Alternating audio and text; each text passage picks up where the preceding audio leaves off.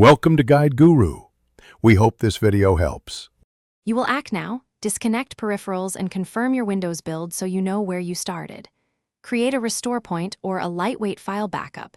This protects you if updates fail. Pause heavy apps, then open Settings Update and Security and attempt a manual check for updates once. If the update hangs, note the error code. That helps decide whether to stop the Windows Update service or use recovery tools. Once done, prepare to stop services safely and collect logs for the next phase. You will stop the update and bit services to prevent file locks. Use services. MSC or an elevated PowerShell command. This frees the cache. Then clear the software distribution and cacheroot2 folders. These hold update data that can get corrupted. Next, run dism with restore health to fetch clean component store files and follow with sfc/scano to fix protected system files. Make sure to reboot after dism completes. Rebooting applies repairs and releases resources, so the system can retry updates cleanly.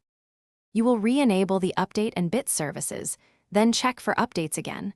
Often a cleared cache plus repaired components finishes the job.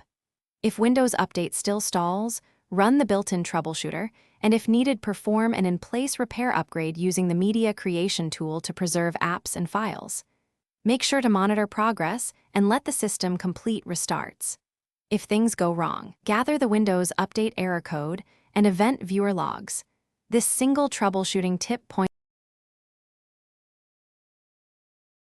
Thanks for watching. Consider subscribing if we helped you today.